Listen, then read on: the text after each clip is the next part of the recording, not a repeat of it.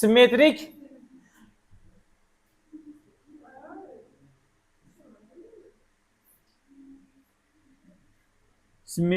ko'chirish.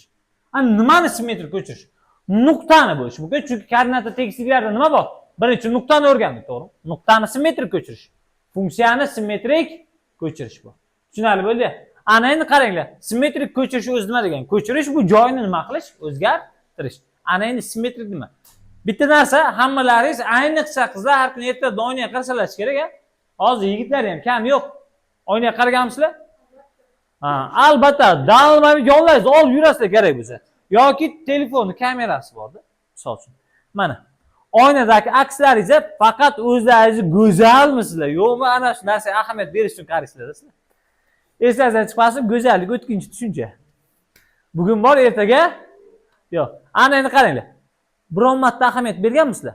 Orqadagi misol uchun oynadagi akslaringizni ko'ryapsizlar?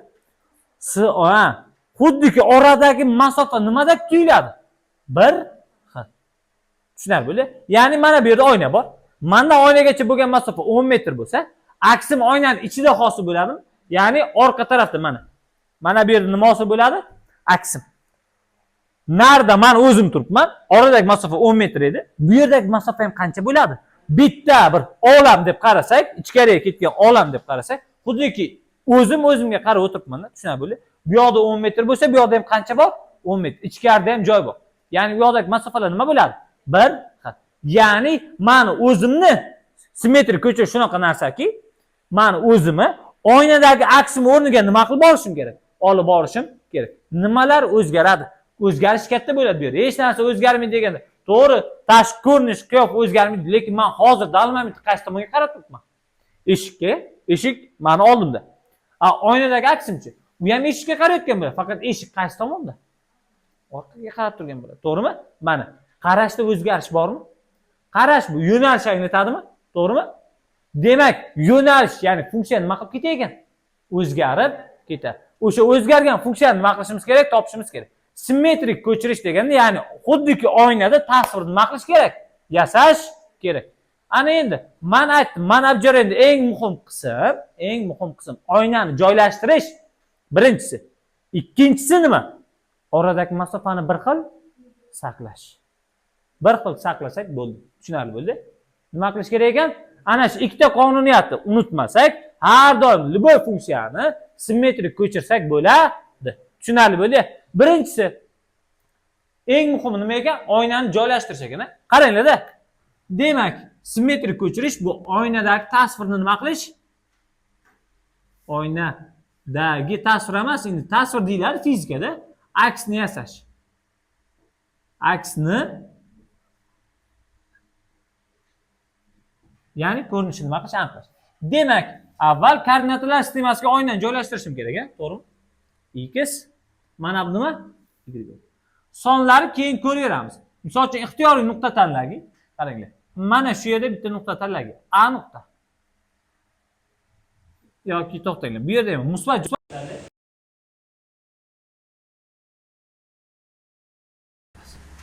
Demak, men buni aksini yasamoqchiman. Birinchi bu oynani qayerga qo'ygan bo'lardilaringiz sizlar savol. O'zlaringiz. Shu qayer? O'rta. Oyna qayerga osiladi? Devorga. To'g'rimi? Devor qanaqa turadi? Tik turadi. Demak, tik turgan devor qaysi biri? X tikka turibdimi?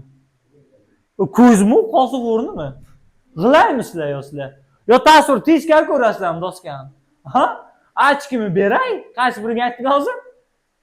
Ochkini beray? Men yaxshilab ko'rasan.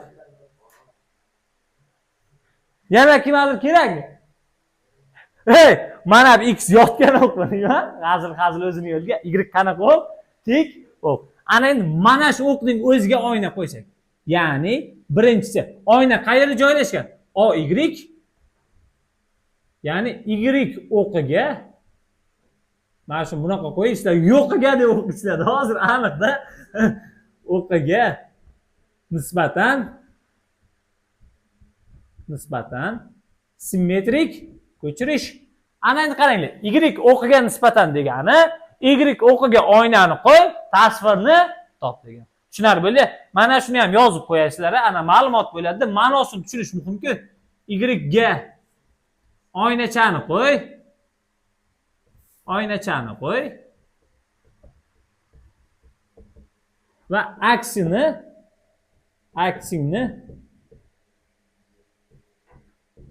joyini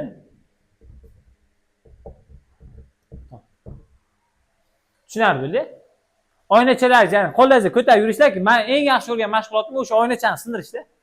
Maktabdagi o'quvchilarni olib keladi, qizog'i farqi yo'q. Ha? O'zicha oynaga qarab turadi-da. Ana shu yerdagilar ham bo'lgan, so'rab ko'ringlar, o'zi aytadi. Olamanda sirazi olib bunaqasiga ham otib yormayman. Bitonni topaman обязательно. Shuni tashlab ham yubormayman. Udar bilan nima qiladi? Ketadi. Aniq sinish kerak-da u narsa, tushunarli bo'ldi. Ana endi qaranglar. Demak, mana bu yerda oyna bor. Mana. Men oyna borligini bildiraman, men bunaqa chizib qo'yaman. Nima bor ekan? Y o'qda oyna. Ya'ni Y o'qni o'zini to'liq nima deb faraz qilamiz? Oyna deb faraz qilamiz. Tushunarli bo'ldi. Demak, mana bu yergacha bo'lgan masofa. Orasidagi masofa, to'g'rimi? Tushunarli bo'ldi. Ana endi qarang, nuqtaning koordinatalari x va y degani bu mana bu joy x ga mos keladi, mana bu joy nimaga mos keladi? Y songa. Mana bu 5 bo'lsa, demak mana bu yer ham necha bo'ladi? 5. Mana bu yer 7 bo'lsa, bu yer ham necha bo'ladi? 7. Ana endi qaranglar. 0 dan 5 gacha bo'lgan masofa qancha? 5 mi? Demak, mana bu joy x mi? Uzunligi topish uchun x dan 0 ayirishim kerak. Demak, mana bu joy x bo'lsa, uning tepasi ham qancha bo'ladi? X. Men sizlarga hozir aytdim, mana oynani joylash joyini topdik. Endi ikkinchi maqsad nima edi? Oradagi masofaning nima bo'lishi? Tasvir xuddi shuncha qayerda olsa bo'ladi. Ro'parasida. Kaklas. Mana buni ashtir deyman. Unda ham nimalari bor? Koordinatalari bor bo'ladi, to'g'rimi? O'sha joylashuvni topishimiz kerak. Demak, qaranglar. Mana masofa x bo'lsa, mana bu ham qancha bo'lishi kerak? X. Koordinatani topish uchun nima qilaman? Qaranglar. Oradagi masofani topish uchun o'zi oldidagidan orqadagini ayirishim kerak, to'g'rimi? 0 dan koordinatasini a desam, qarang, mana shu a ni topib 0 dan a ni ayirsam nimaga teng bo'lar ekan? X ga. Minus a teng x, x topib a ni topib olishim kerak. Nima bo'lar ekan? Minus x. Chunki x manda bor bu, tushunarli bo'ldi. Mana bu a ni topishim. Ya'ni koordinatasi mana bu yer nima bo'lib qolar ekan? Ya'ni a deyman, bu ham minus x ga teng bo'lar ekanmi? Y demak, mana bu yer minus nima ekan? X ekan. To'g'rimi? Koordinatasi. X o'qidagi koordinatasi minus x. Endi nima topishim kerak? Y o'qidagi koordinata mana shu kelib yana qayerga tiralyapti? Y o'zgarmi? U o'zgardimi?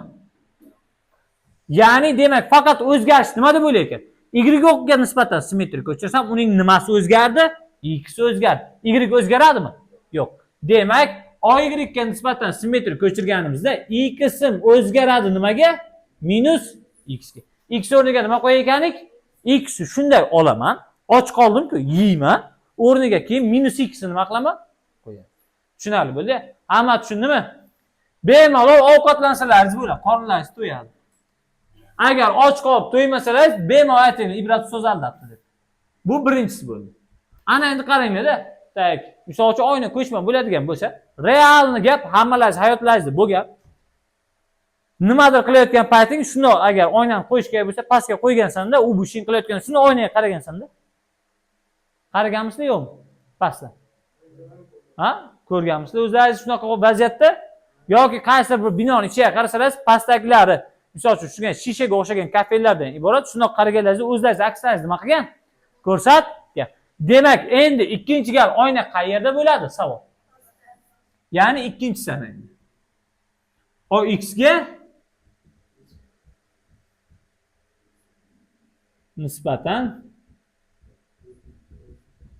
simmetrik ko'chirish. Bu degani nima degani? Ma'nosi x o'qiga oynani, ya'ni oynachani qo'y va aksingning joyini top. Demak, ana endi buni ko'k bilan chizaman. Mana oyna shu yerdan mandan oynagacha bo'lgan masofa mana bu ko'kmi? Va mana bu y, to'g'rimi? Masofa, ya'ni bu koordinata 7 bo'lsa, bu 0 bo'lsa, o'rtadagi masofa qancha bo'ladi? 7 bo'ladimi? Demak, mana bu joy 7 bo'lsa, bu joy ham 7 edi. Endi menda 7 emas, bu umumiy sonmi? Y mi? Mana masofa nima bo'ladi? Y bo'ladi. Uni ro'parasidagi mana bu joy ham qancha bo'ladi? Bu xuddi shuncha masofa qayerga tushadi?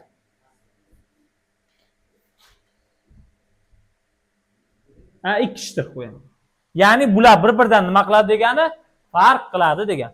Ana endi qaranglar, unda ham koordinatalar bor. Mana bu y, mana bu nimasi? X. Ana endi qaranglar. Y bo'lsa, mana bu ham y masofa pastga tushsa 0 dan 7 ta past desa. -7 bo'lgan koordinatasi, to'g'rimi? Ya'ni 0 dan y ta past desam, mana bu koordinata nima bo'ladi? Minus. Demak, nuqtaning koordinatasidan y -y. Endi x topishim kerakmi? Shu nuqtani to'g'risidagi x akson. Bu x o'zimi? Koordinata nima ekan? X. Demak, bo'ldi, xulosa. Faqat nima o'zgaryapti? X, y, x minus y. Nima o'zgaryapti faqat? Y nimaga o'zgaryapti? Demak, bu holatda y o'zgaradi nimaga? Minus y ga. Tushunarli bo'ldi gapim. Hamma tushundimi? Keyingisi. Uchinchisi. Yana bir ma'lum bir joy borda, hamma qiziqib ko'radi o'sha joyga qo'yish. Ana bu yerga yozib qo'yay. Qaranglar. Tak, mana bu joy oy ga nisbatan simmetrik ko'chirilgan joy, to'g'rimi? Mana buchi oy x ga nisbatan simmetrik ko'chirilgan joy. Tushunarli bo'ldi? Ya'ni nuqta, joy emas, bunda olganda nuqta. Ana endi qaranglar, bunga qo'ydilaringiz, bunga qo'ydilaringiz. Javob beraman, uyda yana bitta joy qo'yib ko'rgansizlar, o'ynaymiz. Aniq. Sizlar real hammani hayotida nima qilgan? Bo'lgan